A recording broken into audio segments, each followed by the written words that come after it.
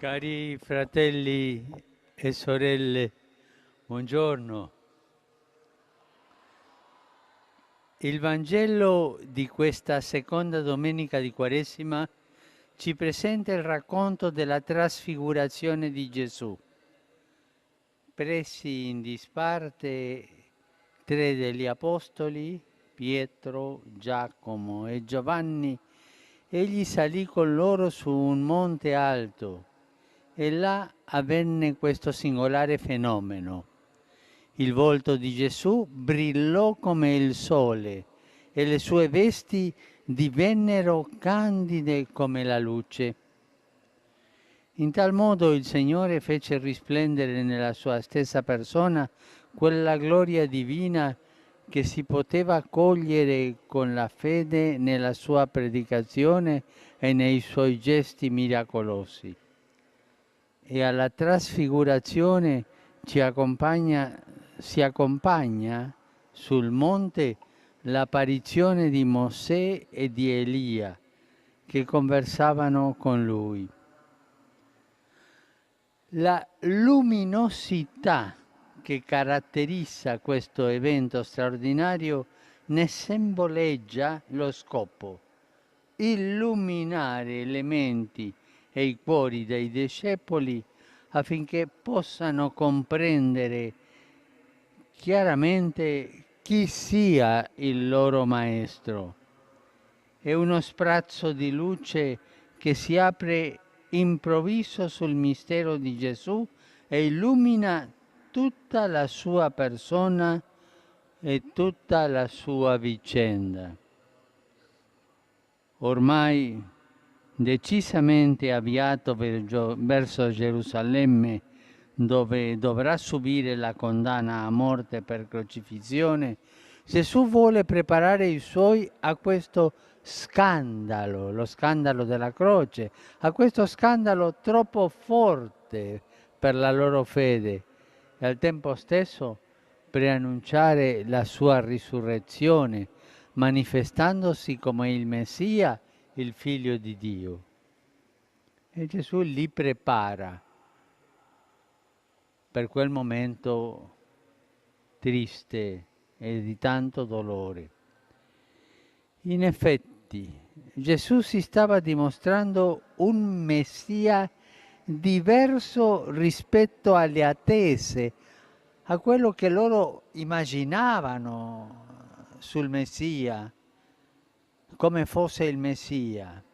Un Messia diverso alle attese, non un re potente e glorioso, ma un servo umile e disarmato, non un signore di grande ricchezza, segno di benedizione, ma un uomo povero che non ha dove posare il capo, non un patriarca con numerosa discendenza, ma un celibe senza casa e senza nido. È davvero una rivelazione di Dio capovolta. E il segno più sconcertante di questo scandaloso capovolgimento è la croce. Ma proprio attraverso la croce Gesù giungerà alla gloriosa risurrezione, che sarà definitiva, no? Come questa trasfigurazione che è durata un momento, un istante. Gesù, trasfigurato sul monte Tabor, ha voluto mostrare ai suoi discepoli la sua gloria, non per evitare a loro di passare attraverso la croce, ma per indicare dove porta la croce. Chi muore con Cristo risurgerà. E la croce è la porta della risurrezione. Chi lotta insieme a Lui, con Lui trionferà. Questo è il messaggio di speranza che la croce di Gesù contiene, esortando alla fortezza nella nostra esistenza. La croce cristiana non è una superlettile della casa, o un ornamento da indossare, ma la croce cristiana è un richiamo all'amore con cui Gesù si è sacrificato per salvare l'umanità dal male e dal peccato. In questo tempo di Quaresima contempliamo con devozione l'immagine del crocifisso. Gesù in croce. Esso è il simbolo della fede cristiana, è l'emblema di Gesù morto e risorto per noi. Facciamo in modo che la croce segni le tappe del nostro itinerario quaresimale per comprendere sempre di più la gravità del peccato e il valore del sacrificio col quale il Redentore ci ha salvati, a tutti noi. La Vergine Santa ha saputo contemplare la gloria di Gesù nascosta nella sua umanità. Ci aiuti lei a stare con Lui nella preghiera silenziosa, a lasciarci illuminare dalla sua presenza per portare nel cuore, attraverso le notti più buie, un riflesso della sua gloria.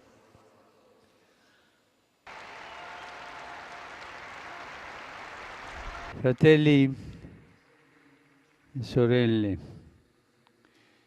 esprimo la mia vicinanza al popolo della Guatemala che vive in lutto per il grave e triste incendio scoppiato all'interno della casa Refugio Virgen de la Asunción, causando vittime e ferite tra le ragazze che vi abitavano.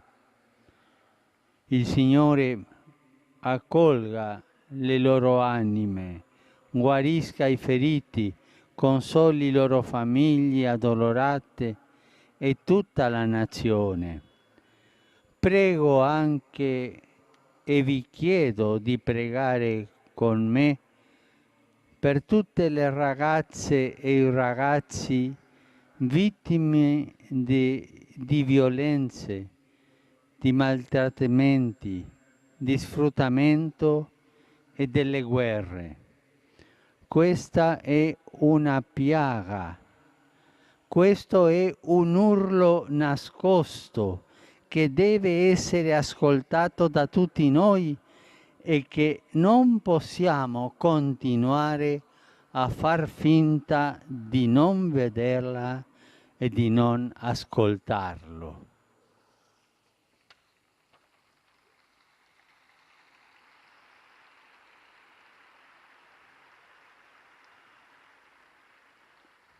Rivolgo un cordiale saluto a tutti voi qui presenti, fedeli di Roma e di tante parti del mondo. Saluto i pellegrini di Friburgo e Mannheim in Germania, come pure quelli del Libano e i maratonetti del Portogallo.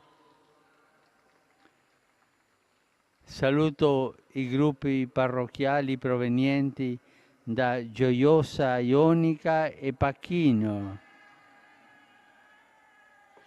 i ragazzi di Lodi che si preparano alla professione di fede, gli studenti di Dalmine e Busto Arsizio. È vero quello che voi dicete, non alla cultura dello scarto, bravi.